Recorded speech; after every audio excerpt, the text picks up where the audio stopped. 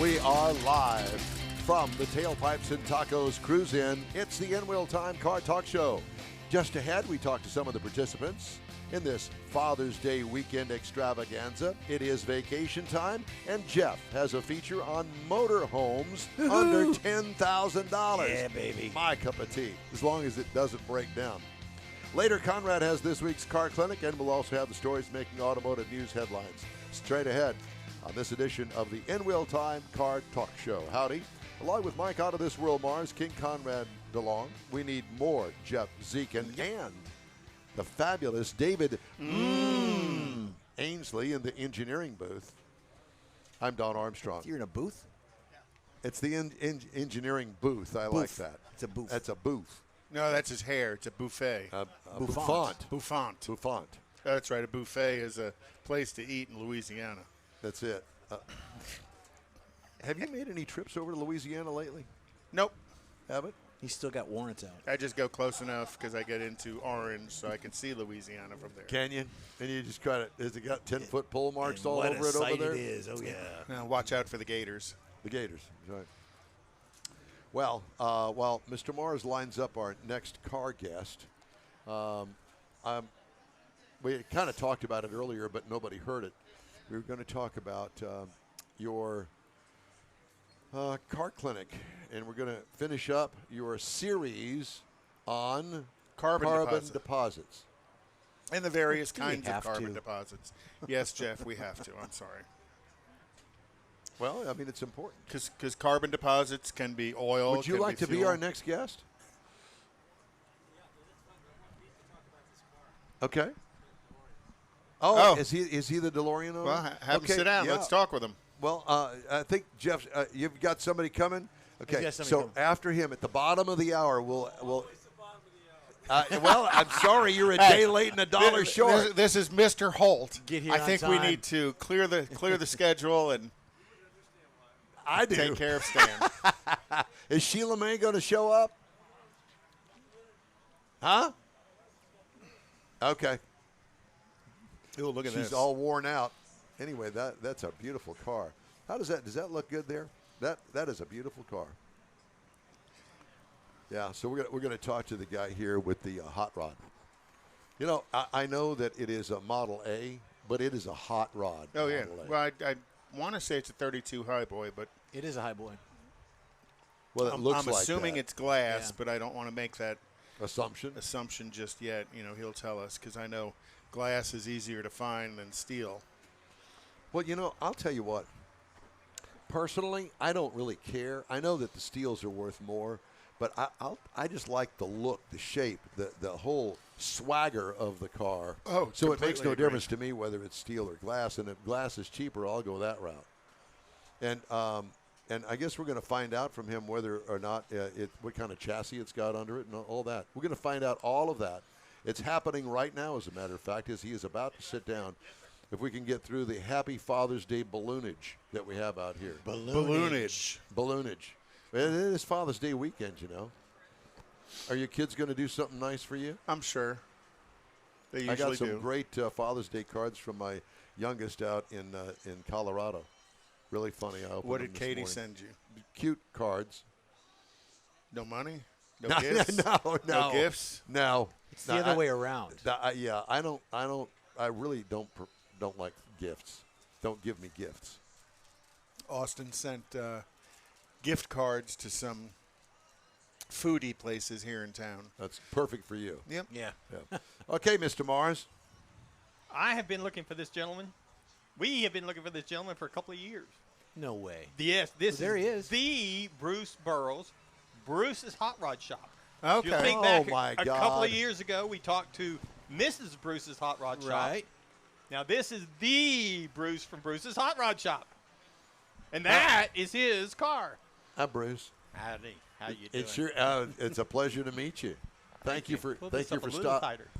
Thank you for joining us today. We really appreciate it. There you go. So the first question is it glass or steel? It's original 1932 Roadster body. Oh, wow. So it's a 90 steel- years old this year. Steel body. Well, you know, it's perfect. It is beautiful. Thank you. Yeah. And I know from being in hot rodding as many years as I have, there's a lot of work that's gone into that car. Yes, sir. How about the chassis? The chassis, it's a reproduction rails, and then my son, Danny, which is Bruce Jr., built the chassis on the car. So it's got a custom chassis on it. Stock American stamping rails, Yeah. but all the cross members and all that stuff He that fixed we it did just here. for that. Now, okay, so I've got to ask, what's under the hood? It's got a ZZ430 Okay. Chevrolet Crate motor, crate motor. kind of a GM Performance Parts. Yes, sir. Did you get it from Scoggins and Dickey? Yes, sir.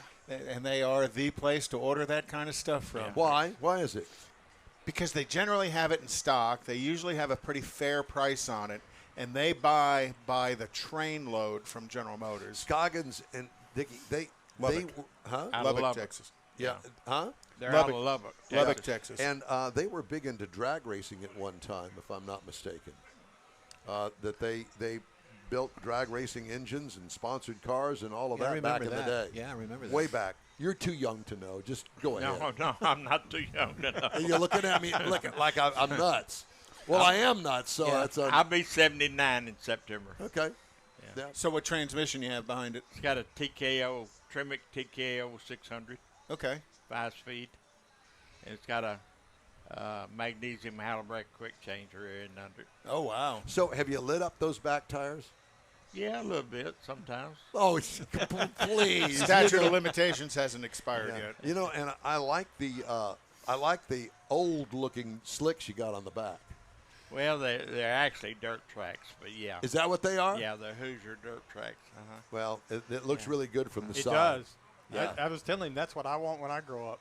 Yeah. You just keep on wanting. I Just neither you nor I'm gonna I want nor one any of hand. us. Yeah, exactly. See which one fills up first. And it's a cabriolet. No, it's a Roadster. It's a Yeah. roadster. Sorry. Yeah. Okay. But he's got oh, a top for it, which is what really makes it nice. Yeah, it's definitely different. Well, And whose front axle is that? It's SoCal. Okay.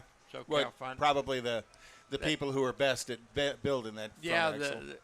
we use a SoCal axle in spring. Danny built all the hairpins for the car, and tie rod and drag link and all that stuff we built at our shop. But I used the SoCal axle because I wanted that particular. It's a That look. 47-inch axle front.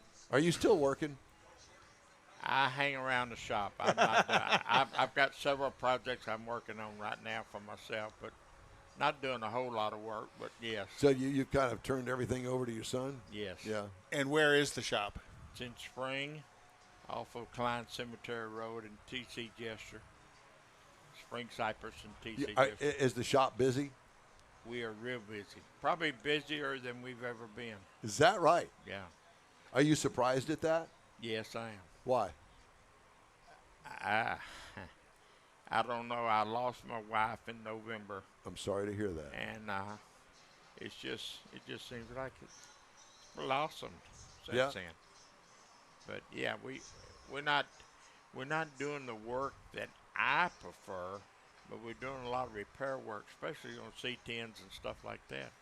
Okay. Doing a lot of that, but I prefer the 32 Fords myself. Actually personally. building this kind of vehicle. Yes. Yeah. Because your son has got another one out there, but his is a Yeah. coupe, right? Yeah. Uh-huh. Yeah. Yeah. We have in our family 17 32 Fords. Is it some sort of an addiction going on? It is an addiction. Are they all steel? They're all steel. Wow. What do you think about fiberglass reproduction bodies? I think you can probably have more fun in a fiberglass car than you'll ever have in anything else. Why do you say that? Because most of the time you're not worried about, getting it tore up or whatever. In 2015, sorry, I rolled that Roadster right there. You rolled it. Yes, sir. Coming out of Centerville, I had been to a car show in Granbury, and we were coming back, and I had a right front tire explode on it, and that's the elevated area there.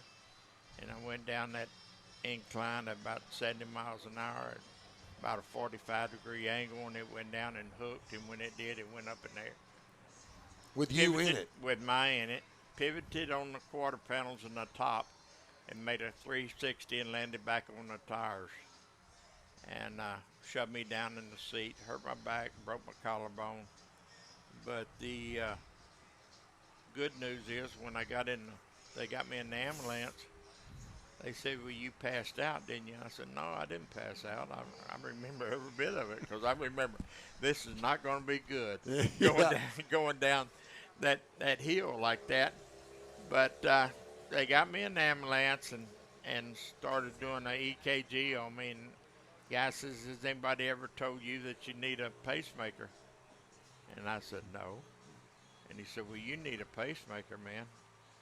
So they got me to the hospital in Madisonville. First thing they did another EKG, and the doctor says, you need a pacemaker. It's a heck of a way to find out. Yeah, and he says, do you have a heart doctor? And I said, yeah, I have a heart doctor. I go regular. And then he said, well, where is that? And I said, it's in the Woodlands. And he said, well, we're sending you to the Woodlands. That was Sunday afternoon. Tuesday, I got a pacemaker. Wednesday, I went home. Wow. That's been 2015. So that car saved your life multiple ways. Yes, sir. Just getting you to the doctor, getting to identify what your heart problems were, but also it didn't kill you when it rolled, considering that there is no structure above your head in that car. It tore the top all up and shoved it all over me, and from the doors back, it just tore the whole back end of the car and twisted the chassis, bent all the front end under it and everything, the axle and all that. So you guys fixed all that. We fixed all of it. So did you change it as you fixed it, or did you just... The only thing I changed was I had Buick drums, regular drum brakes on the front with the thin aluminum drums, and I put disc brakes on the front. But basically, that's about all we did to it, other than repaint the car. What color do you call that? I have a lot of people. First, let me tell you, when I built that car, I have been saving parts for about 20 years to build that car. And I wanted everything to be magnesium on it. I had regular Halobrand magnesium wheels for it and everything that was black and what have you. The quick change was black and everything. And so I wanted to go with that theme, and I wanted something that would work with those wheels. And I had seen a 39 Ford in Street Rodder magazine, and there were a couple of pictures of the car, and it said it was seagull gray. And one of the pictures was underneath a tree, and one of the pictures was the car in a parking lot. And I ordered some paint from there's an antique paint supply place in San Diego that they can mix any color of the original colors. So I called him out there and talked to him, and funny thing I'll tell you about that, he says, yes, we can mix the 39 Ford Gull Gray. He says, do you want house paint or you want PPG? And I says, well, I don't want no house paint. He said, no, I mean house labeled paint. Well, house paint and a roller. and he says, I said, well, what is the difference? He says, well, both of them are PPG. It's just one's going to have a house name label on the can. The other have a PPG label on the can. And I said, well, what's the difference in the price? I said, all I want is a quart. And he said, well, $79 a quart in PPG and $39 a quart in house paint. I said, well, send me the house paint. Send me two of them, right? So when I got it at the shop, I had my painter paint me a deal, and it looked like that concrete out there. And I said, no, that's the wrong picture. I said, take this magazine down to Brock's, where we get our paint, and have them put a little green in it to make it look like it's under this tree. And that's what it's... That's cool. Yeah. So it's a truly custom color. It's Brucey's green. Yeah. And I had the car at the Roadster show in California, and before I got home, a friend of ours that's in Nebraska had already called. He flew there and it was already home. I was driving, and he said, "Danny, can I have the code for that paint? I want paint a pickup that color." So anyway, I sent him some paint that he can match. But that's order the Kind of like cooking. Put a little bit of green in it. order put a gallon of the house paint from San Diego and then drop some green in it. that's it. Yeah. Great story. But we when we build a car, normally we buy 5 gallons of paint, Wow. and we get it here, and You we buy it in a pail. Well, it's five gallons, I know. and they mix it. Then we put it in a 5-gallon can, mix it, and then we put it back in the gallon cans. And when I wrecked this car, I still had over a gallon of paint Left. left. So it comes in repaint. 1-gallon cans, Mhm. and you put it in a 5 to make sure everything matches. Everything But kind of like make sure the lot all matches, That's it. regardless of what color it is. Right. That's a good idea. It's a Yeah. great idea. And we then are- and then the car goes back to the customer with excess paint for Right. future needs if they Yeah, most people don't understand how much paint it really actually takes to paint a car. Just like house paint. You know, when you paint the chassis and components and that sort of stuff, it takes a lot. Yeah, because car paint's lot really of pretty paint. thin. It's not like house Yeah, paint. Yeah. And then that's basically base coat, clear coat. Yeah. Well, I on think that I car, think yeah. most everything of late is base coat. I don't think you're allowed to shoot lacquer anymore, are you? Just for the Just don't kill anybody. environmental Yeah, environmental don't tell situation. Don't kill anybody. So, what kind of paint booth do you have out there at Bruce's? It's a downdraft. I don't know what brand it is. Okay. Yeah. Okay. Because I know some people they go into it's this one from Sweden and it does Oh, this no, and it does no. this and it does this. No. And it's just a good paint booth that sprays good color. But it takes a skilled craftsman to lay the color correctly. I did not. It hurt my back, and then when that happened, I was really upset at myself because the tires started vibrating. Basically, when I was going down Gave you a little 45 warning. coming, it gave me a little warning, and I'm on the inside lane, and it's Sunday afternoon traffic, and it was pretty heavy, and I probably should have got over sooner, but I pushed in on the clutch. In the steering wheel, I didn't feel it being a tire problem. Pushed in on the clutch, and it didn't go away, and I says, well, Uh-oh. I need to get over. And about the time when I got over, it exploded, and I was upset by myself tearing a car that. You didn't react fast enough as you That's- thought that's you it, should. yeah. Yeah. And Well, you never can tell when you're going down the road like that. You do what you got to do, you know. So Bruce, I- we sure appreciate you stopping by and telling us your story today. And It's a we pleasure. hear about your place all the time. I think Andy Miller is you guys do some work for Andy Miller as well. But we see the Bruce's rod shop we've around been town. We've been in business since '81. I started in January of '81. Where were you before that? I had a couple of high-low auto supply stores Okay. that I was involved in, Yep.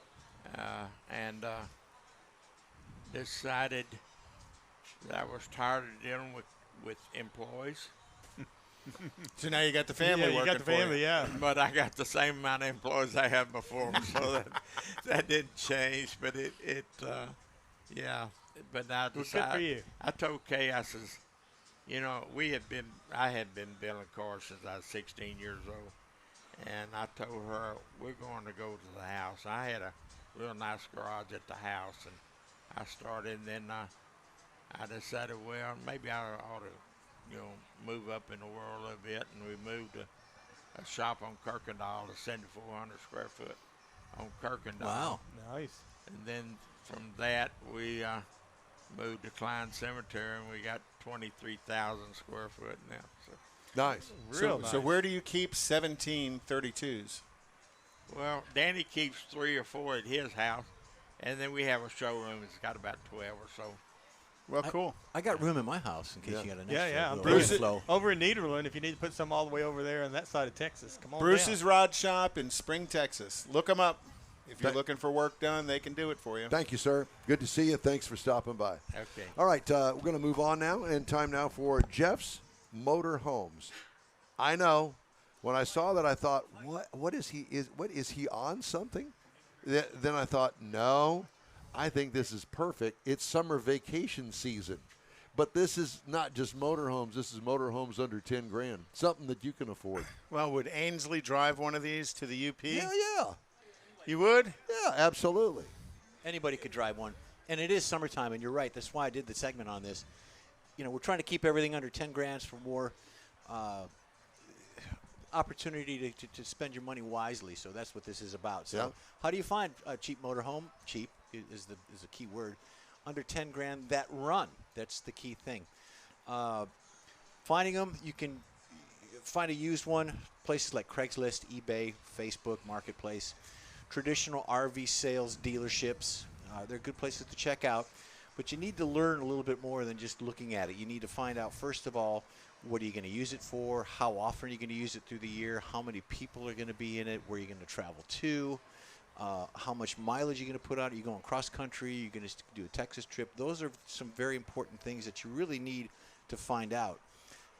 Mainly the maximum amount of people. I mean, if you're empty nesters and you're retired and you can find one, because there's a lot of people that do that, you can find one fairly cheap.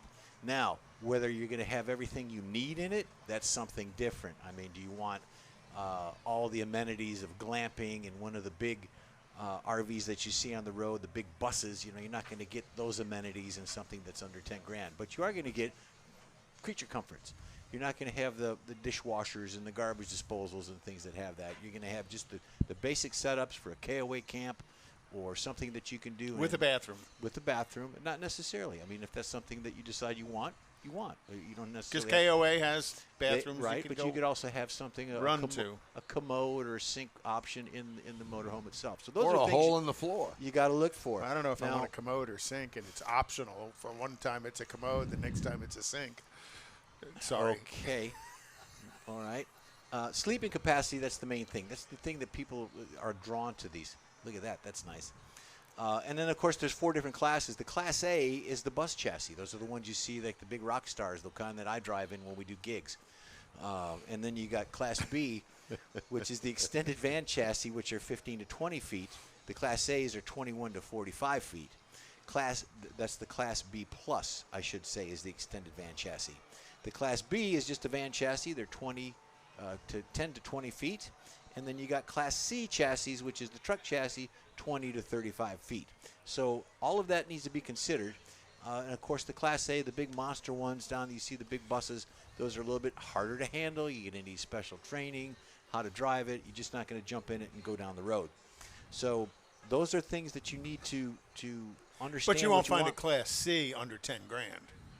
A Class C is a truck chassis. Right, but Yeah. doubtful you'll find one of those under 10 grand. You can. I mean, they're out there. There's all kinds of, with the exception of the Class A, you can find these things all over the place. Okay.